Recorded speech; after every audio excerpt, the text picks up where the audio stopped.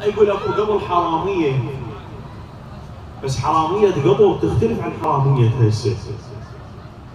يقول القائد مال هاي الحراميه هو عصابته باطولهم بجنطه، جنطه بيها اموال بيها فلوس.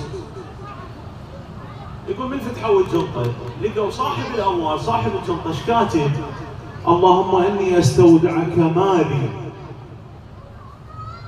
من اللصوص والسرقه، كاتب على امواله. فهذا الزعيم مال الحراميه قال لهم هاي الاموال وهاي الجنطه رجعوها لصاحبها. يقول جماعته وربعه استغربوا، قالوا له هسه احنا بالقوه جبناها وبالقوه ضبناها، انت هسه تقول لنا تعالوا رجعوها؟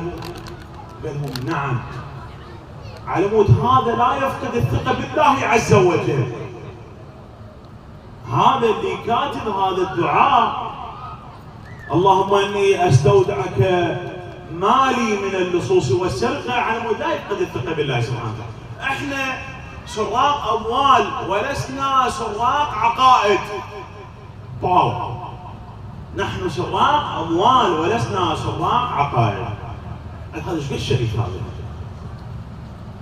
حراميه قبل مو مثل حراميه هسه قاموا يبوغون الاموال والعقائد، قاموا يسرقون الاموال والعقائد للاسف الشديد. قاموا يسرقون دينك، معتقدك، مبدأك للاسف الشديد.